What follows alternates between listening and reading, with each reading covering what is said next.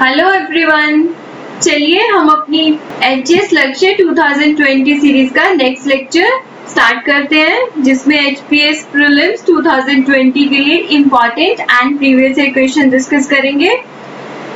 तो वीडियो को ध्यान से लास्ट तक देखिए। हमारा आज का फर्स्ट क्वेश्चन है, व्हाट इज 2020 CD3?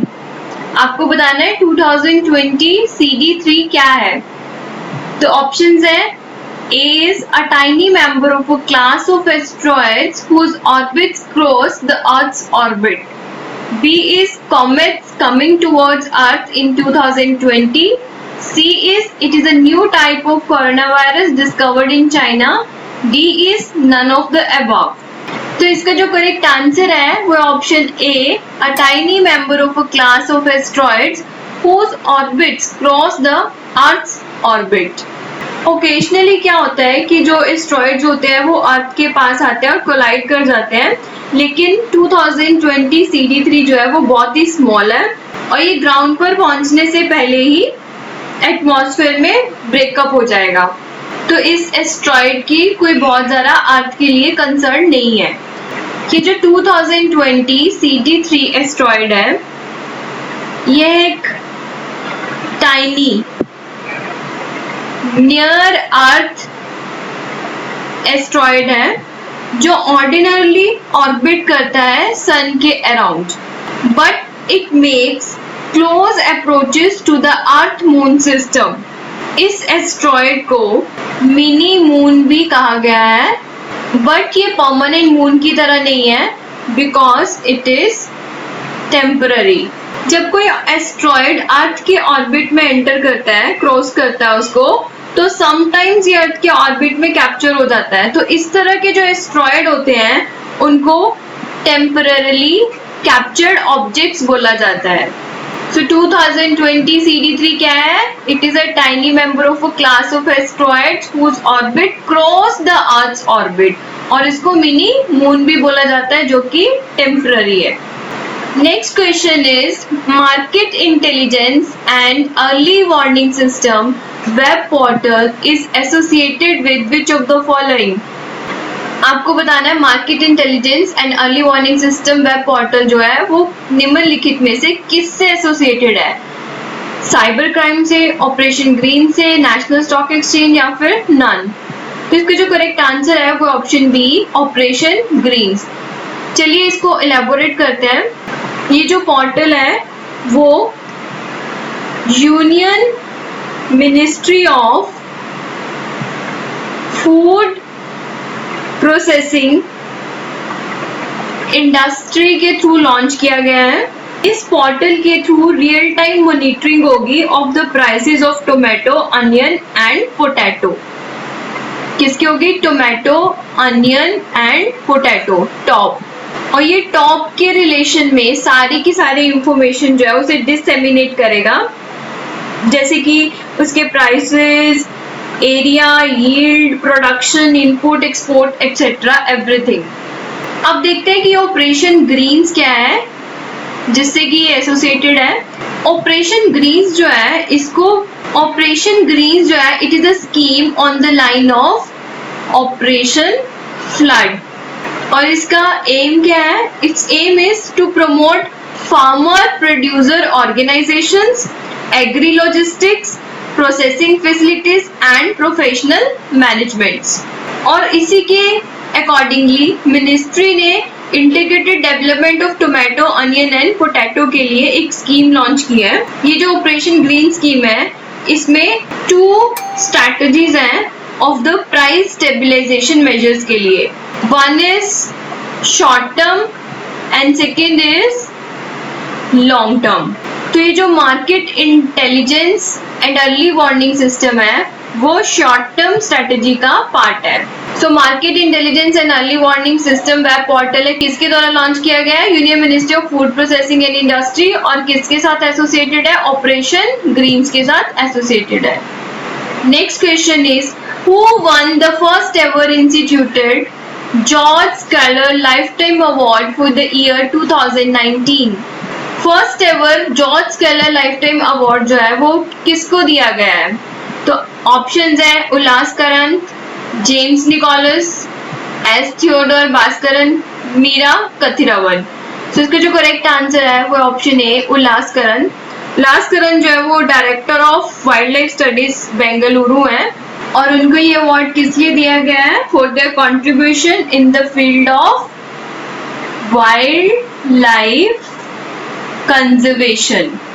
और ये फर्स्ट रिसिपिएंट है इस अवार्ड के जिसको कि इंस्टीट्यूट किया गया है by the wild life conservation society New York. और ये अवार्ड किसके ऑनर में रखा गया है? डॉक्टर जॉर्ज क्वेलर, जिनको कि कंसिडर किया जाता है one of the greatest wild life scientist and conservationist globally. तो करंट का इंपॉर्टेंट क्वेश्चन है, याद रखना आपने। इसका आंसर क्या है? उल्लासकरण। चलिए नेक्स्ट क्वेश्चन देखते हैं। Consider the following statements. First is union territories are not represented in the Rajya Sabha. Second is it is within the purview of the Chief Election Commissioner to adjudicate the election disputes of MLAs and MPs. Third is according to Constitution of India, Parliament consists of Lok Sabha and Rajya Sabha only.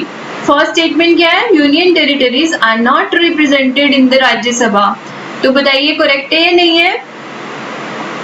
It is incorrect because Rajya Sabha में किस किस की representation होती है?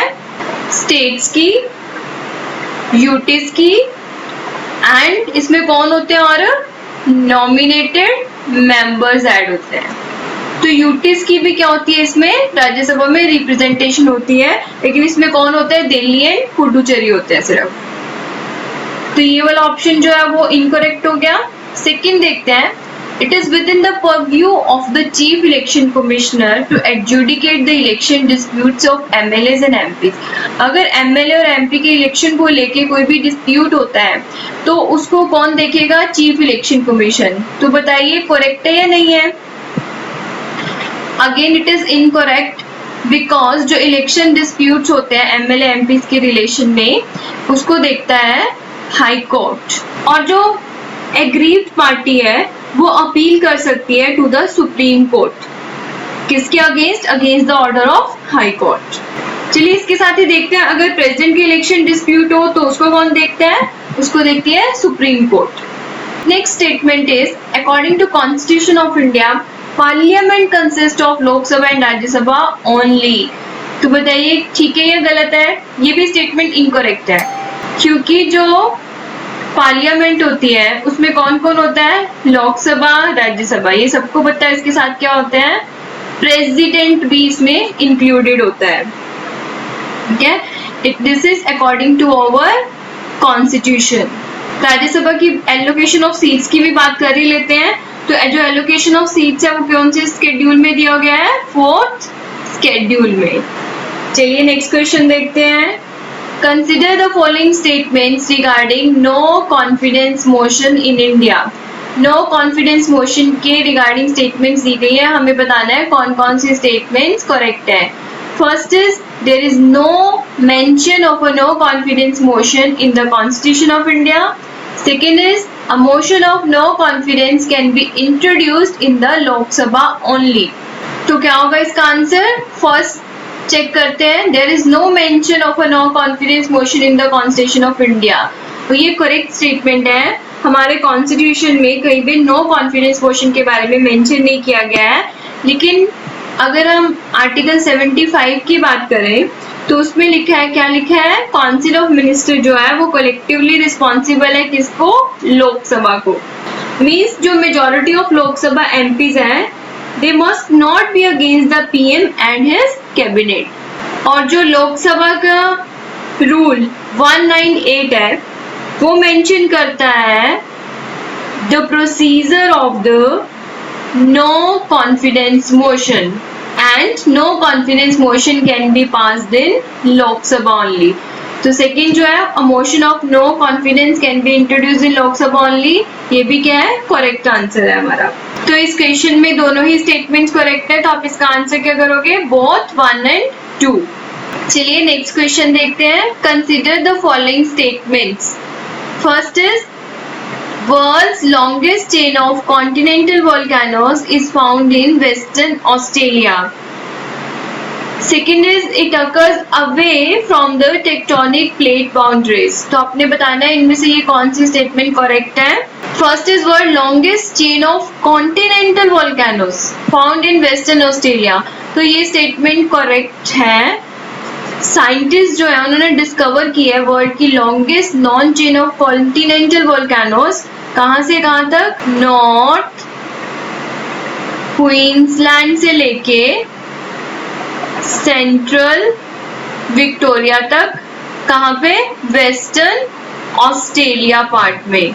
तो first statement क्या है? Correct है। Second is it occurs away from the tectonic plate boundaries. ज्यादातर जो वोल्केनोज है वो कहाँ पे आते हैं? Near the tectonic plate boundaries.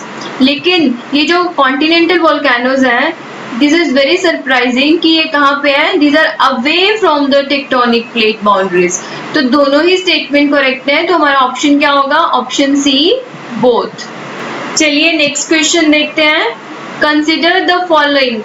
First is vernacular press act was repelled.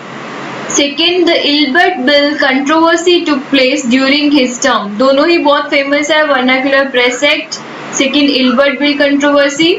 तो ये हम दोनों ही कर चुके हैं अपने क्वेश्चंस में। आपने ये बताना है कि identify the viceroy from the above statement. ये कौन से वाइसराय के टाइम पे हुए थे? तो इसका जो करेक्ट आंसर है वो क्या है? इसका करेक्ट आंसर है option B, lord Ripon. Vernacular press act ये कब रिपेल हुआ था? 1882 की बात है। और ये जो कंट्रोवर्सी हुई थी, इल्बर्ट बिल कंट्रोवर्सी, 1883-84 की बात है। और इसी टाइम पे और क्या हुआ था?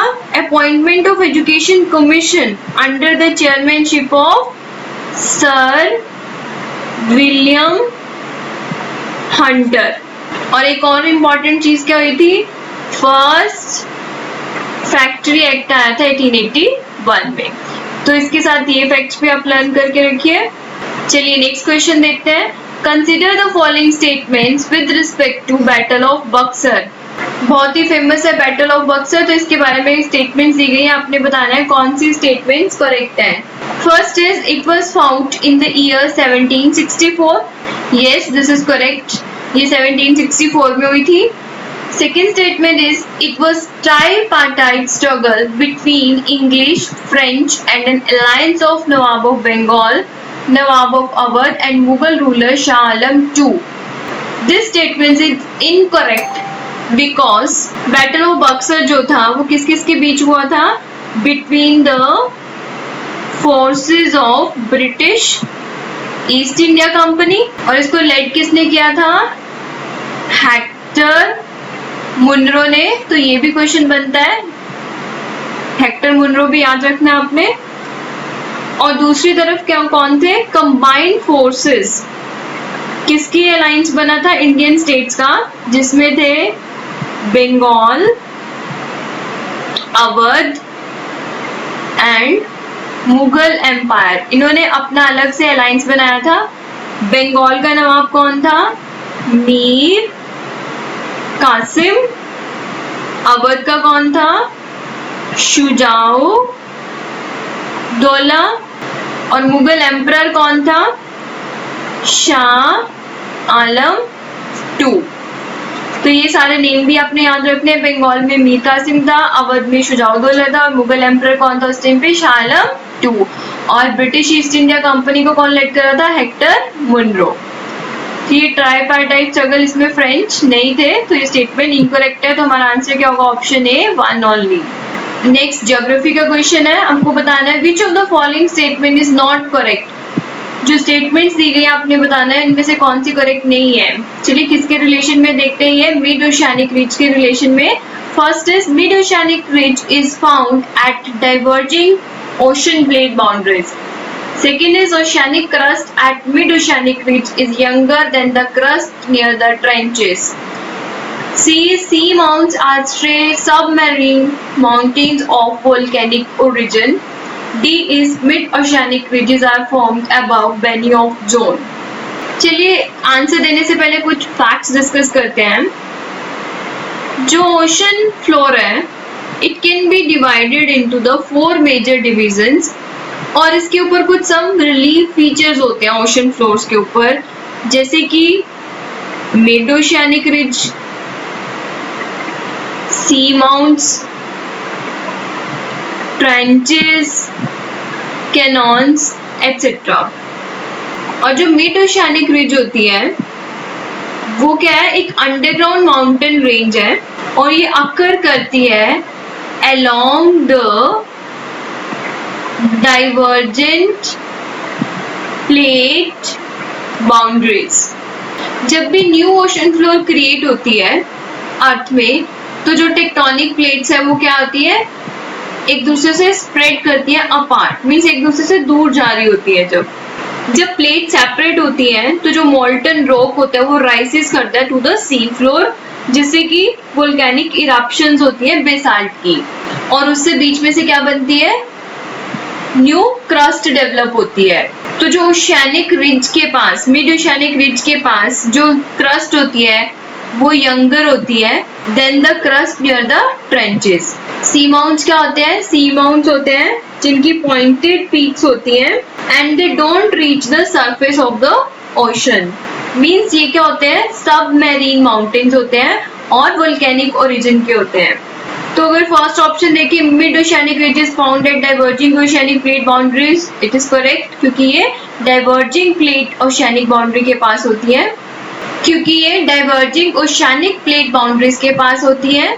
सेकेंड ऑप्शन भी करेक्ट है, जो ओशियानिक क्रस्ट होती है मिड ओशियानिक रिज के पास वो यंगर होती है, बिकॉज ट्रेंचेस में क्या होता है, ट्रेंचेस टाइप ऑफ डिप्रेशन होता है इन द सी फ्लोर और ये deepest part of ocean floor होता है। तो जो ओशियानिक क्रस्ट की मिड ओशियानिक रिज वो यंगर होती है इससे, ट्रेंचेस के पास की जो क्रस्ट है। Seamounts are stray submarine mountains of volcanic origin, ये भी हमने किया, ये भी करेक्ट है। Last is mid oceanic ridges are formed above valley of John. Valley of John जो है वो अर्थक्वेक के साथ रिलेटेड है, तो ये जो हमारा ऑप्शन है वो क्या है, इनकरेक्ट है। तो आंसर क्या होगा हमारा option D, mid oceanic ridges are formed above valley of John, क्योंकि हमें क्या पूछा था, नॉट करेक्ट स्टेटमेंट पूछी गई थी। चलिए नेक्स्ट क्वेश्चन देखते हैं, विच of the following rivers forms estuaries. Estuaries कौन कौन सी रिवर्स फॉर्म करती हैं, ऑप्शंस जो है आपके पास वो है नर्मदा, तापी, गोदावरी। तो आपको करेक्ट ऑप्शन चूज करनी है। तो इसमें से जो नर्मदा एंड तापी हैं वो दोनों क्या बनाती हैं, एस्चुरीज बनाती हैं, बिकॉज इनके पास जो सेडिमेंट लोड होता है वो बहुत कम होता है और ये डेल्टा फॉर्म नहीं कर पाती हैं। लेकिन गोदावरी डेल्टा बहुत फेमस है, गोदावरी रिवर जो है वो डेल्टा बनाती है, ये एस्चुरीज नहीं बनाती है। तो इसका जो आंसर होगा वो क्या होगा, option 1 and 2 only. Next question is, which of the following is the most important reason of depletion of forest in north east India. North east India में फॉरेस्ट का डिप्लीशन होने का सबसे बड़ा कारण कौन सा है। ऑप्शंस है overgrazing, second is shifting agriculture, C is mining activities, D none of the above. तो इसका जो करेक्ट आंसर है वो है option B, shifting agriculture. Shifting agriculture की वजह से बहुत सारे लार्ज स्केल पे डिफॉरेस्टेशन हो रही है और जो सॉइल और न्यूट्रिएंट का लॉस हो रहा है, और इसके अलावा इन्वेजन हो रहा है वीड्स एंड अदर स्पीसीज का। चलिए नेक्स्ट क्वेश्चन देखते हैं, विच of the following is not a part of the hydrological cycle. आपको बताना है जो ऑप्शंस दी हुई है उनमें से कौन हाइड्रोलॉजिकल साइकिल का पार्ट नहीं है। ऑप्शंस है evaporation, B is precipitation, C is hydration, D is condensation. Hydrological cycle means जो वाटर साइकिल होता है, तो इसमें जो इवेपोरेशन, प्रेसिपिटेशन एंड कंडेंसेशन है, दे आर फिजिकल प्रोसेसेस जो इन्वॉल्व करते हैं change in physical state of water bye releasing और टेकिंग हीट एनर्जी। या तो वो रिलीज करते हैं या हीट एनर्जी लेते हैं, इन सारे प्रोसेसेस में यही होता है और ये हाइड्रोलॉजिकल साइकिल में पार्टिसिपेट करते हैं। जबकि हाइड्रेशन की बात करें तो ये एक केमिकल प्रोसेस है in which water reacts with other elements. तो इसका कोई रिलेशन नहीं है हाइड्रोलॉजिकल साइकिल के साथ। सो हमारा आंसर क्या होगा, option C, hydration. Next question is, अमूक तमल्यादा वॉज कंपोज्ड बाय। अमूक तमल्याद किसने कंपोज किया था, A is Krishnadevaraya, B is Tyagaraja, C is Muthuswami Dikshitar, D is Shyama Shastri. तो इसका जो करेक्ट आंसर है वो ऑप्शन ई, कृष्णदेवराय ने। ये जो अमुक तमल्यादा है वो क्या है? It is an epic poem in Telugu में है, जिसको कंपोज किया गया था। किसने कंपोज किया था? कृष्णदेवराय ने किया था। ये कहाँ के थे? विजयनगर। सो इसका आंसर क्या है? A, Krishnadevaraya. Next question is Satyanand Stokes was put in prison by Britishers at one of the following jails of Shimla. Satyanand Stokes को ब्रिटिशर्स द्वारा शिमला की कौन सी जेल में रखा गया था? ऑप्शंस है Yerwada jail, B is Balooganj, C is Kaithu, D is none. जिसका जो करेक्ट आंसर है वो है बालूगंज जेल में।